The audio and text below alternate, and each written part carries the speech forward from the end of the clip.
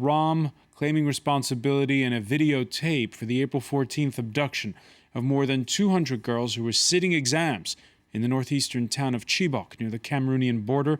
Boko Haram, which means Western education is forbidden in Arabic. I have kidnapped a girl from a school with Western education, and that bothers you. I say that Western education must end. It must end. The girls must leave and get married. Well, joining us now, she's a former Lagos State Attorney General, Wonu Folami. Thank you for being with us here on France 24. You took part in a march in Lagos today with the slogan, "Bring back our girls." Before I ask you about today's protest, your reaction to this claim of responsibility by Boko Haram?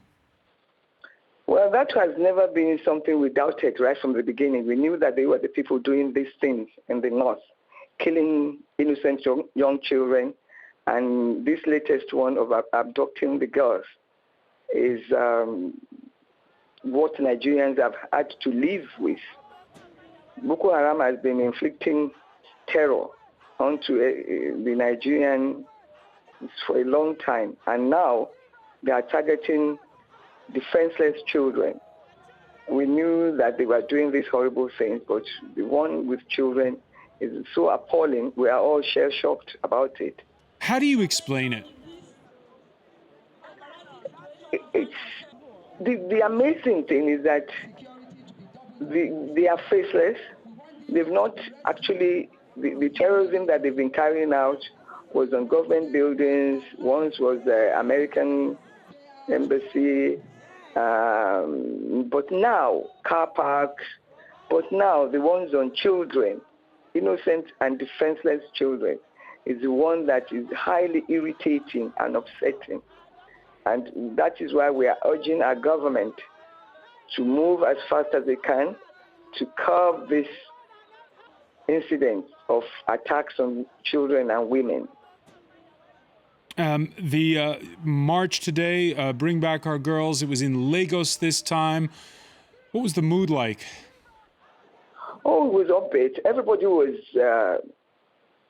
eager to get government to respond, to act more expeditiously, to brief us about what they are doing, keep us informed of what they are doing about the rescue of the girls.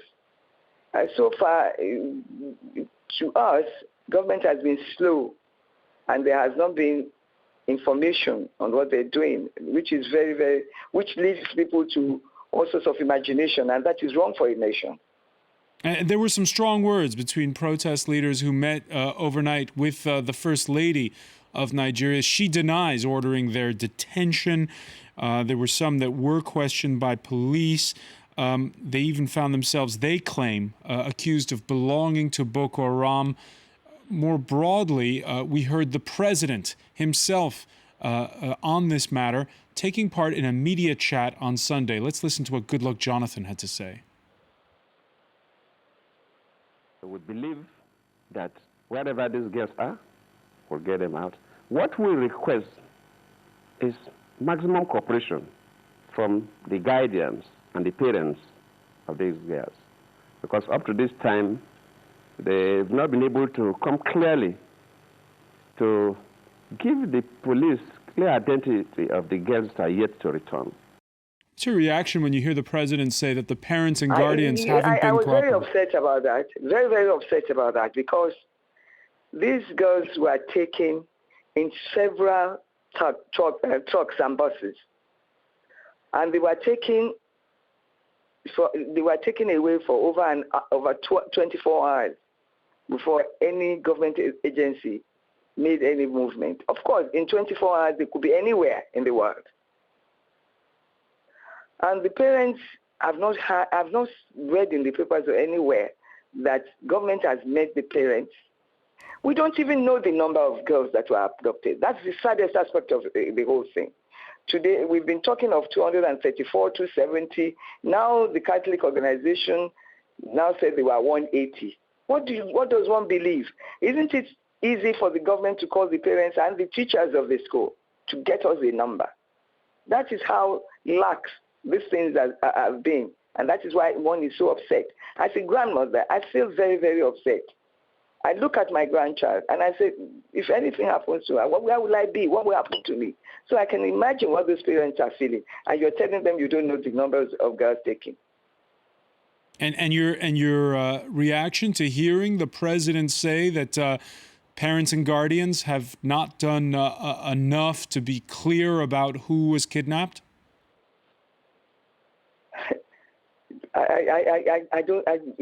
It's beyond words. It's beyond words because it's 3 weeks ago that the girls were kidnapped. The principal of the school has been speaking to the press. Has she been asked how many girls she hosted and were lost? Have the parents been called and asked how many girls are you missing? How many girls did you send to the school? It's a very easy thing. Very, very easy. I can't understand that. It's my imagination. I'm sorry. I can't understand that.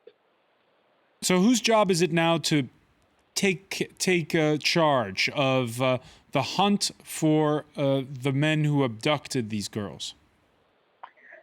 All is in the hands of the president. He is the commander-in-chief of the armed forces. He is the head of the police. He's everything. He has to give the orders, and he has to give the wherewithal for people to carry out his orders. We want information on what they are doing. We want the return of the girls. And today's protest is not the end of the matter. We are going to protest until the girls are found. Do you feel as though, Wonu Folami, that it's been kind of a slow fuse, that people were first reeling and it's only now that the anger is seething? I think right from the beginning, protest started in Abuja, then Oyo State, and now Lagos. Lagos is always, because it's cosmopolitan, to get these people together to come out takes a while. And every state is planning something. Nigerians are, angry. When the incident occurred, we were told 2 days ago that the girls have been found. Then they came back and told us that that was an error. How do you make such an error? Wonu Folami, I want to thank you very much for joining us from Lagos and for talking with us about this. Again, there's a lot of support coming in from around the world on this issue, especially on social media with the hashtag #BringBackOurGirls. We'll continue, of course, to follow this story here on France 24. Stay with us, much more to come, including the latest from Ukraine. We'll be crossing over live to France 24's Douglas Herbert, who will tell us about today's operations in Slavyansk that turned bloody. We'll also have all the day's business and sports. Stay with us.